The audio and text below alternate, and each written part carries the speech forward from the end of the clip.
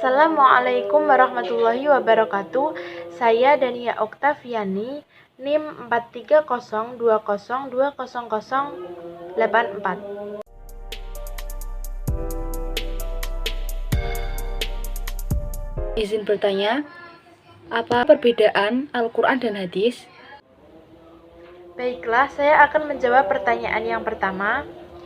Al-Quran itu merupakan kalam Allah yang diturunkan kepada Nabi Muhammad SAW secara berangsur-angsur lewat perantara malaikat Jibril.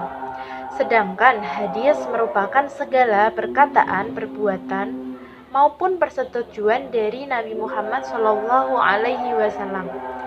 Terdapat perbedaan mendasar antara Al-Quran, hadis qudsi, dan hadis nabawi. Al-Quran merupakan kalam Allah yang diturunkan langsung kepada Rasulullah SAW, tetapi berbeda dengan hadis yang tidak sepenuhnya disandarkan kepada Allah Subhanahu wa Ta'ala. Jika hadis qudsi adalah hadis Nabi SAW yang disandarkan kepada Allah, maksudnya Nabi meriwayatkannya bahwa itu adalah kalam Allah. Sedangkan hadis nabawi adalah hadis Nabi yang disandarkan secara keseluruhan kepada Nabi, baik makna maupun lafalnya, dengan bentuk ucapan, perbuatan, takrir, dan sifat-sifat lainnya. Bagaimana hubungan antara ulumul Quran dan tafsir Al-Quran? Baik, hubungan antara ulumul Quran dan tafsir Al-Quran. Ilmu tafsir adalah salah satu organ tubuh yang menjadi bagian dari ulumul Al-Quran yang digunakan untuk memahami Al-Quran dari segi pengungkapan petunjuk, kandungan hukum, dan makna yang terkandung dalam lafaz Al-Quran yang masih samar pengertiannya. Sementara usul tafsir juga merupakan suatu cabang dari umul Al-Quran yang membahas ilmu dan kaidah-kaidah yang diperlukan dan harus diketahui untuk menafsirkan Al-Quran.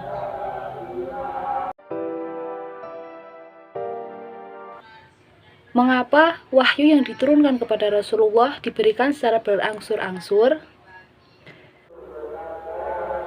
Jadi Al-Quran diturunkan secara berangsur-angsur dimulai dari masalah-masalah yang sangat penting. Prioritas masalah yang pertama kali adalah dalam Al-Quran, yaitu tentang keimanan kepada Allah, malaikat, kitab, rasul, dan iman kepada hari akhir. Allah sengaja menurunkan Al-Quran secara berangsur-angsur memiliki tujuan untuk meneguhkan hati Rasulullah, sebab wahyu yang turun secara bertahap menurut peristiwa, kondisi, dan situasi yang mengiringinya. Selain itu, agar mudah untuk menghafal serta memahami maknanya. Terlebih bagi orang buta huruf seperti orang Arab pada masa itu. Sehingga hal ini membantu mereka menghafal serta memahami ayat-ayatnya. Itulah sebabnya Umar bin Khattab pernah berkata, "Pelajarilah Al-Quran 5 ayat 5 ayat." Karena Jibril biasa menurunkan Al-Quran kepada Rasulullah sebanyak 5 ayat 5 ayat. Hadis riwayat Baihaqi.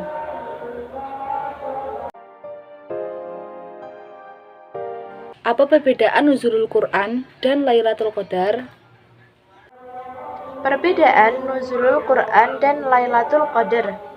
Jika nuzulul Quran adalah proses turunnya dan perpindahan Al-Quran dari tempat yang tinggi, baik dari Lauhul Mahfud ke Baitul Izzah yang berada di langit dunia, secara berangsur-angsur kepada Nabi Muhammad SAW melalui perantara malaikat Jibril.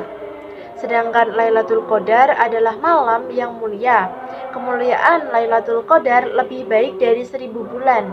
Nilai pahala ibadah pada malam Lailatul Qadar melebihi pahalanya dibanding dengan beribadah pada 1000 bulan yang lain. Sehingga perlu diperhatikan bahwa kelebihan itu adalah nilai pahala, bukan kewajiban ibadah. Dan amat keliru mereka yang hanya ingin beribadah dan melakukan kewajiban agama pada Lailatul Qadar atau malam-malam Ramadan dan tidak lagi melaksanakan kewajiban pada hari-hari lainnya, dengan dalih bahwa pelaksanaannya ketika itu sudah seimbang dengan pelaksanaan tuntutan agama 1000 bulan lainnya. Biasanya peringatan nuzulul Quran dilaksanakan pada malam 17 Ramadan, sedangkan malam Lailatul Qadar dicari di hari-hari ganjil di 10 hari terakhir Ramadan, yakni malam 21, 23, 25, 27, dan 29.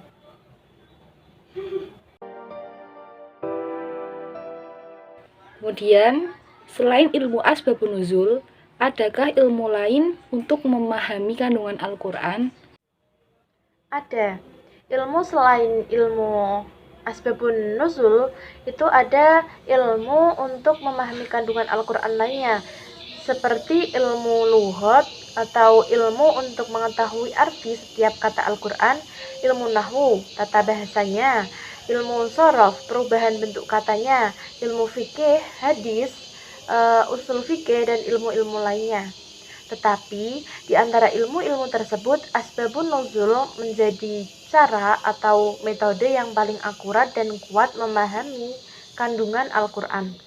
Alasannya dengan mengetahui sebab, musabab, atau akibat ditetapkannya suatu hukum akan diketahui dengan jelas.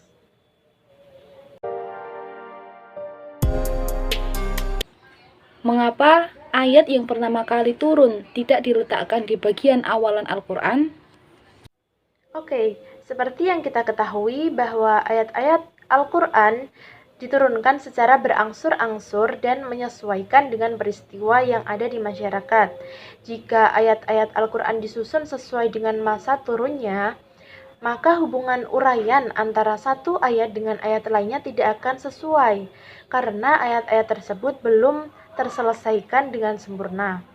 Jadi, keserasian hubungan antara ayat terdahulu dan ayat setelahnya tercipta walaupun turun jauh-jauh kemudian. Mengapa Makkah dan Madinah dijadikan sebagai kota diturunkannya wahyu Al-Quran?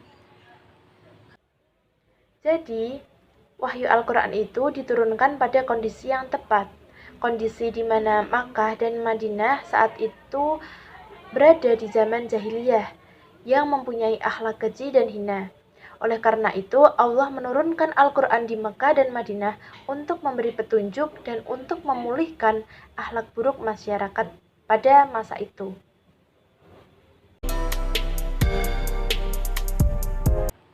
Apa latar belakang dilakukannya pengumpulan Al-Quran atau Jam'ul Quran? Latar belakang pengumpulan Al-Quran di masa Rasulullah Shallallahu Alaihi Wasallam bertujuan untuk menjaga kesempurnaan Al-Quran selama proses diturunkannya. Pengumpulan Al-Quran dilakukan melalui hafalan dan tulisan. Penulisan Al-Quran pada masa Nabi Muhammad Shallallahu Alaihi Wasallam dilakukan untuk mencatat dan menulis setiap wahyu yang diturunkan kepadanya. Pada masa periode Abu Bakar, pengumpulan Al-Quran terjadi karena banyaknya hufaz yang wafat pada Perang Yamamah. Pengumpulan tersebut dilakukan oleh Zaid bin Sabit atas usulan dari Umar bin Khattab. Pengumpulan tulisan-tulisan Al-Quran pada periode kekhalifahan Abu Bakar diurutkan berdasarkan urutan turunnya wahyu. Pada periode Utsman, pengumpulan Al-Quran dilakukan karena adanya perbedaan bacaan Al-Quran di berbagai wilayah. Pengumpulannya dilakukan dengan menyalin ke dalam beberapa mushaf yang dikenal dengan Mushaf Utsmani.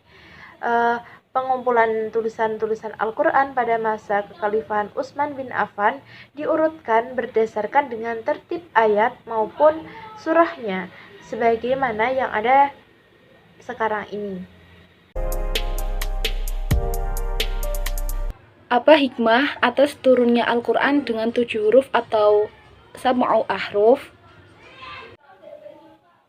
Hikmah atas turunnya Al-Quran dengan sab'u ahruf atau 7 huruf.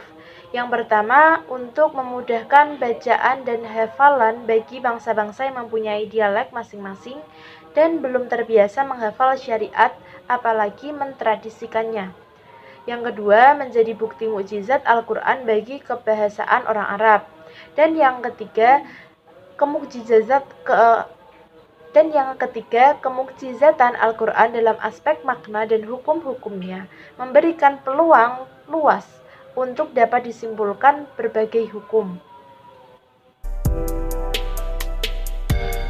Bagaimana adab dalam membawa, menempatkan, dan membaca Al-Quran? Adab membaca Al-Quran yang pertama dalam keadaan suci. Yang kedua, membaca dengan pelan, tartil, dan tidak tergesa-gesa. Yang ketiga, membaca dengan khusyuk. Yang keempat, membaguskan suara saat membaca Al-Quran. Dan yang kelima, dimulai dengan isti'adzah. Adab membawa dan menempatkan Al-Quran. Yang pertama, dalam keadaan suci dan bersih dari hadas besar ataupun kecil. Yang kedua, saat membaca Al-Quran atau membawa Al-Quran, disunahkan mendekapnya dengan tangan kanan. Saat membawa Al-Quran, disunahkan mendekapnya dengan tangan kanan. Yang ketiga, memakai pakaian yang menutup aurat. Dan yang keempat, duduklah dengan sopan saat memegang atau membaca Al-Quran. Apakah manfaat dari munasabah ayat? Jadi, manfaat dari munasabah ayat antara lain dapat mengembangkan sementara anggapan orang yang menganggap bahwa tema-tema Al-Quran kehilangan relevansinya antara satu bagian dengan bagian yang lain. Yang kedua, mengetahui persambungan dan hubungan antara bagian Al-Quran, baik antara ayat, kalimat, maupun surat-surat satu sama lainnya. Sehingga dengan bantuan ilmu munasabah ini, orang akan memiliki pengetahuan dan pengenalan yang mendalam terhadap kitab Al-Quran sekaligus memperkuat keyakinan atas kewahyuan dan kemukjizatannya. Dan yang ketiga, dapat diketahui tingkat dan kualitas kebalaghahan bahasa Al-Quran dan hubungan kontekstual antara kalimat yang satu dengan kalimat yang lain serta penyesuaian ayat atau surat yang satu dengan yang lainnya. Yang terakhir, bagaimana perbedaan dan persamaan antara terjemah, tafsir, dan takwil? Persamaan antara terjemah, tafsir, dan takwil, yakni ketiganya menerangkan mengenai makna dari ayat-ayat Al-Quran dan ketiganya juga sebagai sarana untuk memahami kitab suci Al-Quran.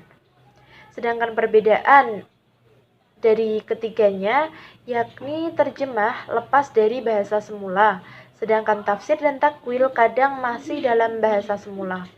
Yang kedua, terjemah tidak memberikan uraian yang lebih dari pokok bahasan atau pokok bahasa, sedangkan tafsir banyak memberikan pokok-pokok bahasan. Demikian juga takwil. Yang ketiga, terjemah hanya dapat menampung salah satu dari indikasi yang termuat dalam suku kata atau ayat, sedangkan tafsir sebaliknya. Yang terakhir, terjemah hanya memuat pengertian yang umum tidak terperinci sebagaimana dalam tafsir. Demikianlah video tanya jawab yang dapat saya buat guna memenuhi tugas UAS mata kuliah Al-Quran. Mohon maaf apabila ada kekurangan dan kesalahan dari saya. Wabillahi taufik wal hidayah. Wassalamualaikum warahmatullahi wabarakatuh.